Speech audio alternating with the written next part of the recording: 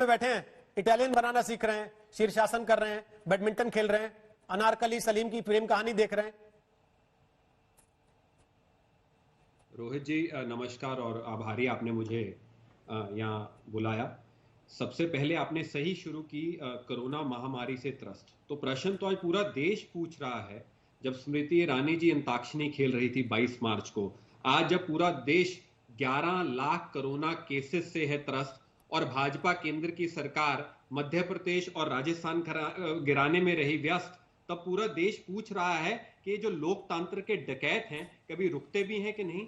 जब कोरोना महामारी पिछले 1-2 दिनों में 40,000 से केसेस अधिक बढ़ गए कि देश में कोरोना की महामारी एक अरबी घोड़े की तरह तिगड़िक तिगड़िक बढ़ती जा रही है और केंद्रीय सरकार एक कछुए की चाल चल रही है और कुछ नहीं कर पा रही है। जहां ताली थाली दिया अंताक्षरी सरकारें गिराना, तो क्या केंद्रीय सरकार का काम सिर्फ सरकारें गिराना और पीएम केयर फंड में चंदा बढ़ाना रह गया है? हाँ, यह बहुत दुर्भाग्य की बात है कि आज के दिन राजस्थान और भाजपा शासन के आप कंपैरिजन चार्ट अपनी स्क्रीन पे चला लीजिए कि कर्नाटक में 64,000 से अधिक केसेस पहुंच गए हैं, गुजरात में 50,000 से ज्यादा बढ़ गए हैं।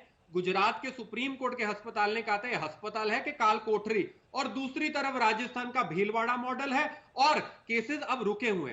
प्रश्न तो अब सीधा ये उठता है रोहित जी, जो मैं पूछना चाहता हूं आपके शो में, कि कांग्रेस की जो विधायक हैं, जो विरोधी विधायक हैं, उनकी उथल पुथल को उछाल के क्या भाजपा जो लोकतंत्र पे डाका डालने की साजिश चल रही थी उस पे पर्दा डाल सकती है? जो गजेंद्र सिंह शेखावत इंडिया टुडे ने खबर चलाई 4 दिन पहले तक कहते थे मैं जांच में शामिल होने को तैयार हूं, आज वो कहते हैं मेरा फोन कैसे टेप हो गया, मैं कैसे, क्या डर लग रहा है? सही बताइए। दूसरा, अगर होटल खेल बंद करना है तो भाजपा कांग्रेस के एमएलए की ये पर्सनल सिक्योरिटी गार्ड क्यों बनी बैठी है? हरियाणा पुलिस की मेहमान नवाजी का लुत्फ क्यों दे रही है? क्यों 1.5 घंटा राजस्थान पुलिस को रोक रही है? पहले सवाल पूछ लूं अब आपसे, साफ कर दे क्या है, तब हम उतर जाएंगे जमीन पे। एक तो जयवीर साहब, बहुत दिन बाद आप आए, वो तिगड़िक तिगड़िक दोबारा करके दिखा दीजिएगा एक बार, दर्शकों को भी पता लगे कि कांग्रेस कैसे दौड़ा रही है चीजों को। और मुझे ये जानना है केवल कि कर्नाटक में केस ज्यादा है, गुजरात में केस ज्यादा है, महाराष्ट्र में तो आप गिनते नहीं होंगे क्योंकि केस वहां भी ज्यादा है, या दिल्ली में भी गिन लीजिए वहां भी केस ज्यादा है। क्या ये सब डिस्काउंट कूपन है राजस्थान के एमएलए के लिए कि आओ मौज मनाते हैं, पिक्चर देखते हैं बैठ के होटल में? इन्होंने आपके विधायकों को बंद कर रखा, आप कह रहे हैं। आपने कहीं एफआईआर कराई कि आपके विधायकों को इन्होंने बंधक बना रखा हरियाणा में? कहीं कराई हो तो बता दीजिए कि इनको छुड़ा के लाया जाए। आप तो वकील हैं। और सबसे बड़ी बात, ये सारी बातें कह के भी आप अपने वालों को तो छोड़िए कम से कम, कि जाओ भाई जनता के बीच में जाओ, लोगों ने तुम्हें वोट दिया इसलिए थोड़ी कि यहां बैठ के सलीम अनारकली की यहां प्रेम कहानी देखो बैठ के। रोहित जी तिगड़क तिगड़क तो करके ये दोबारा दिखा देता हूं, क्योंकि सरकार की कछुए की चाल आप गौरव भाटिया जी से कह दीजिए दिखा दे कैसे चाल दिखाएंगे। दूसरी बात, अजीब है, वकील भी हूं, आप वो कोतवाल हैं कि जिसको कहा जा रहा है कि जनाब लोकतंत्र पे डाका डल गया, जनाब जैसे रावण साधु बन के आया था, मारे हिरण बन के आया था और लोकतंत्र के डाकू बीजेपी बन के आई है। आप कह रहे हैं चोर का कोई कसूर नहीं है, तुम बताओ चोरी से क्यों डरे बैठे हो? आज 2020 में ही जब कोरोना की महामारी चल रही थी, सोशल डिस्टेंसिंग चल रहा था, मध्य प्रदेश सरकार बचाना, जनता ने हमें वोट उनकी सेवा करने में दी है, दे दे उनको प्लेट में बिछा के भारतीय जनता पार्टी को। ये अपनी जो सीबीआई के छापे पड़वा रहे हैं, आज अशोक गहलोत जी के ओएसडी को सम्मन करवाया है, गजेंद्र शेखावत अपनी आवाज देने से घबरा रहे हैं, तो इनको कहिए अपने पैंतरे बंद कर दे और भाजपा एक स्वर में कह दे कि कोई जरूरत नहीं है फ्लोर टेस्ट की। परसों सतीश पुनिया कहते हैं फ्लोर टेस्ट हमें जरूरत नहीं, गुलाब चंद कटारिया कहते हैं फ्लोर टेस्ट के बिना बात नहीं बनेगी, गजेंद्र सिंह शेखावत सचिन पायलट को भाजपा में लाना चाहते हैं, तो वसुंधरा राजे कुछ बोल ही नहीं रही। 11 लाख कोरोना के केसेस आज हैं, 60,000 वेंटिलेटर केंद्र सरकार ने वादा किया था, सिर्फ 1300 वेंटिलेटर पहुंचे हैं। तो वेंटिलेटर खरीदने, एमएलए खरीदने की बजाय वेंटिलेटर खरीदने पे ध्यान दे राजस्थान के विधायक, चाहे होटल पे हो चाहे जमीन पे हो, जनता की सेवा में लगे हुए। नमस्कार, मैं रवीश कुमार। खेती के सवाल को आप सिर्फ उस फ्रेम तक ही सीमित नहीं रख सकते हैं जिसमें हमेशा एक किसान खेतों में दिखाई देता है। हल जोत रहा होता है, बीज बो रहा होता है या ट्रैक्टर चला रहा होता है या सूखा पड़ने पर आसमान की तरफ ताक रहा होता है। ऐसी तस्वीरें किसानों की दिनचर्या की होती ही हैं। इसलिए सबसे पहले हमें खेती और किसानों को ऐसी तस्वीरों के फ्रेम से निकालने की जरूरत है। ले चीन की नींदें उड़ी हुई। शांति नाम की चिड़िया से नफरत करने वाला चीन अब ऐसे भारत का सामना कर रहा है जो ईंट का जवाब पत्थर से देना जानता। और अब तो भारत की फौज की ताकत दुगनी होने वाली। 29 जुलाई को रफाल भारत पहुंचने वाला है। रफाल वही फाइटर जेट है जिसकी ताकत से चीन और पाकिस्तान दोनों वाकिफ हैं। संयुक्त राष्ट्र के मिशन के तहत हुई तैनाती में फ्रांस की सेना ने अफगानिस्तान में रफाल की तैनाती की थी। 2006 से 2011 के बीच फ्रांस की सेना और रफाल अफगानिस्तान में ही रहे और तालिबान के आतंकियों के खिलाफ कई ऑपरेशन ऐसे रहे जिनकी कामयाबी की वजह रफाल को ही माना जाता है। फिलहाल रफाल की तैनाती चीन की सीमा के करीब की जाएगी। इतना करीब कि जरा सी शरारत चीन को भारी पड़ जाएगी। रफाल एक खतरनाक फाइटर जेट है जो किसी भी दुश्मन पर बिजलियां गिरा सकता है। हालांकि गलवान में मिले मुंहतोड़ जवाब के बाद से ही चीन बैकफुट पर है। भारत की कूटनीति के सामने चीन पहले ही घुटने टेक चुका है।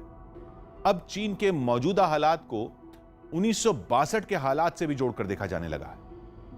भारत अब 1962 वाला भारत बिल्कुल नहीं है, लेकिन चीन के हालात बहुत कुछ 1962 जैसे ही हैं।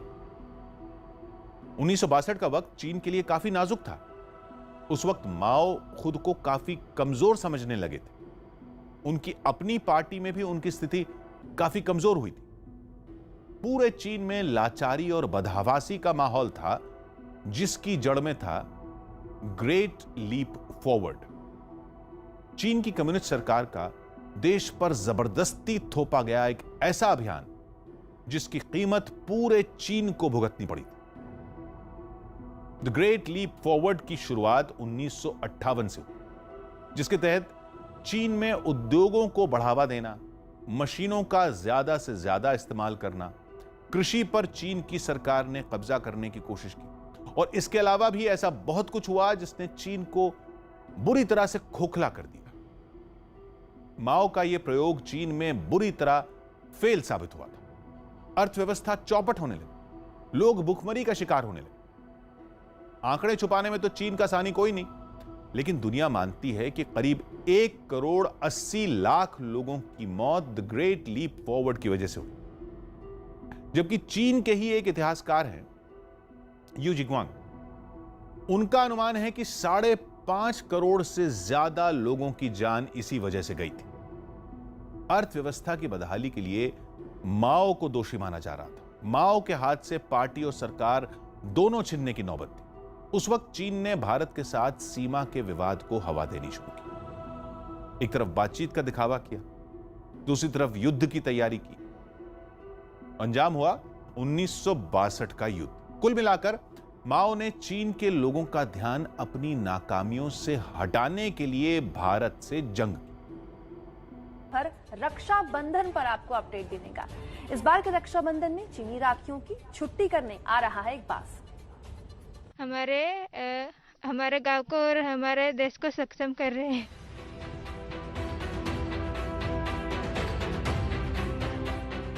आत्मनिर्भर होने का जो आत्मविश्वास होता है वो इस महिला और उसके साथियों की आंखों में साफ झलक रहा है।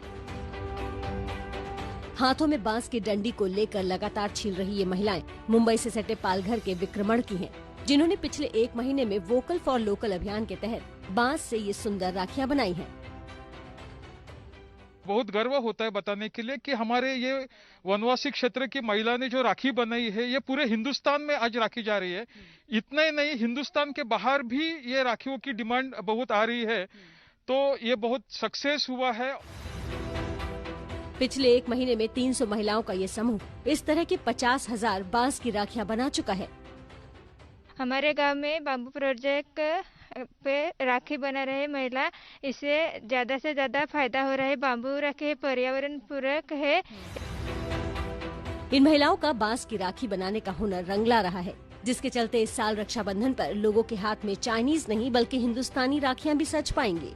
नमस्कार, मैं रवीश कुमार। खेती के सवाल को आप सिर्फ उस फ्रेम तक ही सीमित नहीं रख सकते हैं जिसमें हमेशा एक किसान खेतों में दिखाई देता है। हल जोत रहा होता है, बीज बो रहा होता है, या ट्रैक्टर चला रहा होता है, या सूखा पड़ने पर आसमान की तरफ ताक रहा होता है। ऐसी तस्वीरें किसानों की दिनचर्या की होती ही हैं। इसलिए सबसे पहले हमें खेती और किसानों को ऐसी तस्वीरों के फ्रेम से निकालने की ज़रूरत है। उसी तरह हमें किसानों को समझने और देखने का नज़रिया भी बदलना होगा। किसान सिनेमा भी देखता है, वो गाना भी गाता है, खाता पीता भी है, आंदोलन भी करता है। हर वक्त पगड़ी पहने वो किसान ही नहीं रहता, बल्कि चीन को लेकर अखबार भी पढ़ता है। ये और बात है कि उस अखबार में कुछ होता नहीं है, खासकर हिंदी अखबार में। हमारा किसान भी व्हाट्सएप यूनिवर्सिटी के मीम का उपभोग करता है, जैसे हमारा युवा सुबह शाम नाश्ते में मीम खाता है। हमारा किसान हर वक्त किसान नहीं होता है। दुनिया में ऐसा कोई भी वर्ग नहीं होता जो हर समय अपने वर्ग की पहचान में बंद रहता हो। सिर्फ एक वर्ग है जो हमेशा अपने वर्ग की पहचान और हितों की सीमा में ही रहता है। वो है अमीरों का वर्ग, क्योंकि अमीर लोग स्वीट होते हैं। हमारा किसान बेशक अपनी फसलों के बेहतर दामों की तलाश में रहता है, सब्र करता है, मंडी को समझता है, जाता है, नए नए विकल्पों के बारे में भी सोचता है, पुराने और नए विकल्पों से भी हारता है, ठगा जाता है, कुछ मुनाफा भी पाता होगा। इसलिए किसान बनकर आंदोलन भी करता है, और आंदोलन करने के बाद भी कुछ नहीं होता है तो वो सिर्फ किसान होने में नहीं सिमट जाता। वो किसान होने के अलावा कुछ और भी होता है। जैसे वो अपने दाम के सवालों को पुलवामा के बाद दिए गए जवाब के आगे छोड़ देता है। जैसे वो अपनी जाति और धर्म के सवालों को भी फसलों के दाम के सवाल से कई बार ऊपर रखता है। जैसे वो मंदिर के शिलान्यास को भी अपने दाम के सवाल से ऊपर रख सकता है। कहने का मतलब है कि किसान को हमेशा किसान के फ्रेम में नहीं देखना चाहिए। दूसरे तमाम वर्गों की तरह भारत का किसान भी दूसरों की तरह अपने मुद्दों से ज्यादा असली या बनावटी मुद्दों पर अपनी जान और अपना वोट लुटा देता है। यह इसलिए बताया कि आप यह न समझें कि राम मंदिर के शिलान्यास पर न्यूज चैनलों में घंटों कार्यक्रम हो रहे हैं या होंगे तो मैं उनके विकल्प के रूप में किसानों का मुद्दा दिखा रहा हूं। मैं ये जानता हूं कि किसानों के लिए भी मंदिर के शिलान्यास का मुद्दा उनके अपने मुद्दे से बड़ा मुद्दा है, और यह मुद्दा उसी तरह से प्रभावित करेगा उन्हें जैसे दूसरों को करेगा। जैसे किसान सेना के लिए जवान देता है, मंदिर के लिए एक ईंट और सोना और गहना भी दे सकता है। यह भी जानता हूं कि किसानों के मुद्दों से कोई दूसरा तबका प्रभावित नहीं होगा। यह नहीं जान सका कि किसान दूसरों के मुद्दों से प्रभावित होते हैं, तो दूसरे किसानों के मुद्दों से क्यों नहीं प्रभावित होते।